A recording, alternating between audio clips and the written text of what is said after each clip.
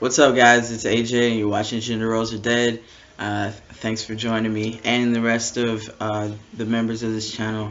We really appreciate it. I can't say it enough. Like, we greatly appreciate you guys' audience just checking us out every week to check out what the topic is. And I hope that we're doing a whole lot of good.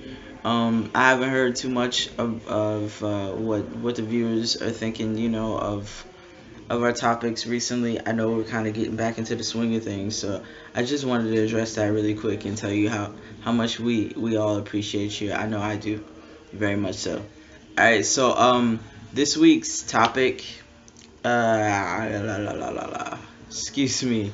Um, this week's topic is how to stay positive when feeling down, and in the aspect of transgender dysphoria, how you stay positive when you're feeling dysphoric. I'm gonna address sort of both, even though it could easily be wrapped up into one thing. My personal experience with feeling down has to that is rooted deeply within my history with depression. I was diagnosed with mild depression. I want to say back in 2013, sometime. Uh, Actually, it would have to be 2012 is when I was diagnosed with mild depression, moderate depression, and it was really hard for me to enjoy the things that I normally enjoyed. I wasn't as active as I wanted to be, mainly because I felt like my body was tearing down on me. I wasn't writing and I wasn't creating like I used to because I felt like I wasn't happy. There was a lot of things that were going on with me at that point in time, and also dealing with women and breakups and things of that nature, and just not being happy in almost any aspect of my life at that point in time. I was struggling and I wasn't feeling well, and I was missing people that I loved, and I wasn't able to see them, and all those things that were happening. So I did fall into a depression, like to the point where I gained 20 pounds in about a month.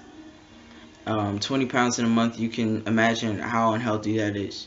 But I did gain quite a bit of weight, and everyone could see it, but no one could see that I was having issues dealing with life. So some of the things that I found would help me be happy, at least in the moment, was hanging out with people that I knew cared about me, and that a lot of that at that time, because I was in the military and away from my family, was friends of mine that I knew had my back, and it was really just people that I trusted. Um, when I was deployed and I was severely unhappy, I reached out to people that I knew I could trust and who I was genuinely friends with. Other than that, like, I really just kind of stayed to myself and buried myself in a project. And sometimes you do have to bury yourself in a project, to get your mind off of the things that are keeping you down or feel like you're keeping you down. Um, I actually wrote the first draft of my very first book, while I was deployed, and because I felt outcasted and down about it. All right, so that was the one thing that I did to cope, is I buried myself, my thoughts, my imagination, my soul into a project, and I was able to finish a book during a 12-month deployment. Something I didn't even start until maybe 4 months into the deployment. So you know, I think that focusing your energy in something that is positive, because obviously creating can be positive, and it could be a release, for your feelings, and can be a release for your attitude towards things. It can get those things out, even if it's not writing a book or a fiction novel or something like that. You can journal, so a lot of those things I did. So drinking wasn't what I needed to do while I was there, and I think I didn't touch a drink while I was in my secondary location while I was deployed. Um, so that's definitely not the answer. You know what I'm saying? And I made time for the people that wanted to make time for me. So that was definitely an outlet for me. Now that's just dealing with being down and whatnot. Then now dealing with being down now, I was in a place where I wasn't happy where things were going. I didn't have a job. Um, I wasn't really linking up with people that I was friends with, and we weren't hanging out, and I was just kind of staying to myself and just not feeling good about the things that were going on in my life.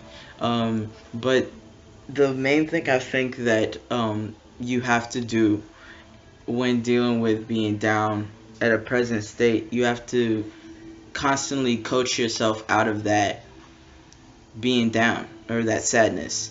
And if you can remember to coach yourself, motivate yourself out of that sadness, you can come out of it. And even I don't know, I know that the whole fake it till you make it thing may not apply. You may not feel like it applies to things other than faking your status until you make the status that you want. It's really about faking. It could be as simple as faking being happy until you really are genuinely happy. Um, it's just like you see it, you see yourself having it, and you make it happen, like for yourself. So a lot of that, like I coached myself into feeling like I was more content than what I may really have been, and things just became easier for me. Things stopped bothering me the way that they did, and once I realized, I just kept telling myself, "There's nothing I can do about this now. I have no control over my situation right now. So what I'm gonna do is take opportunities that are gonna get me out of these situations and hope for the best." Because there's nothing I can do about it right now. When you accept those things, um, things become easier to adjust to and deal with on a daily basis. But you have to coach yourself daily. Sometimes it's multiple times per day that you have to coach yourself or motivate yourself out of the sadness. And that's what I do.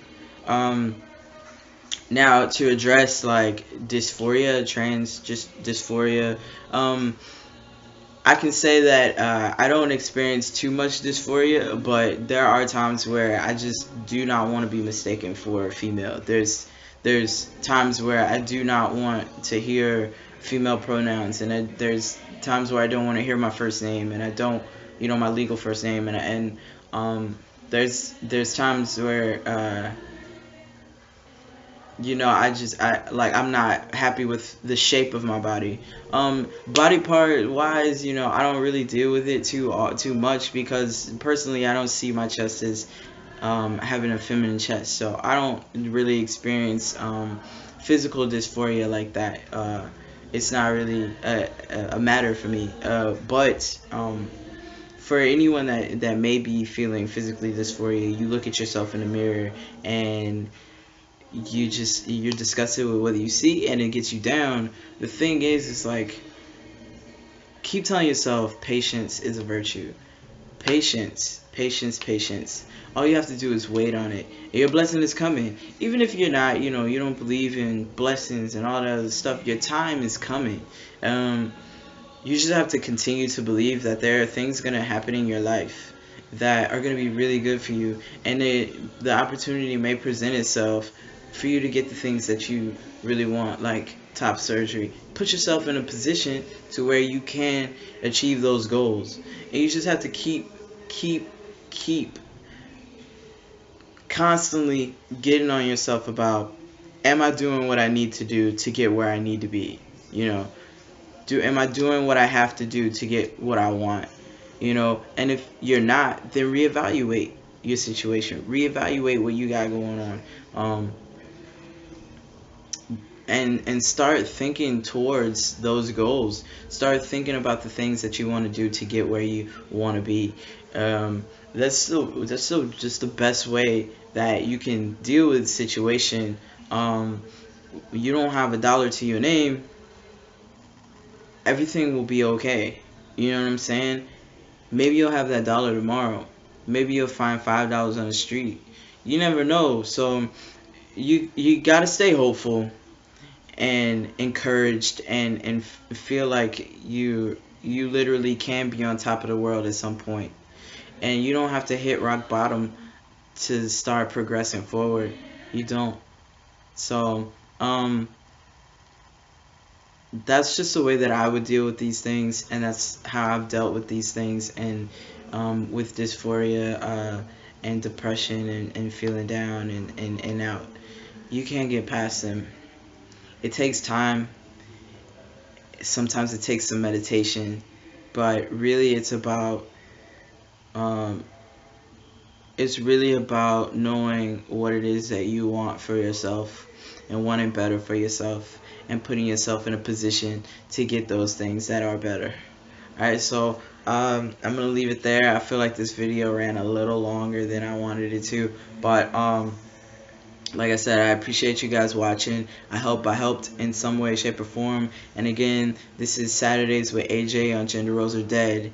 Alright, and you guys stay blessed, stay awesome, alright?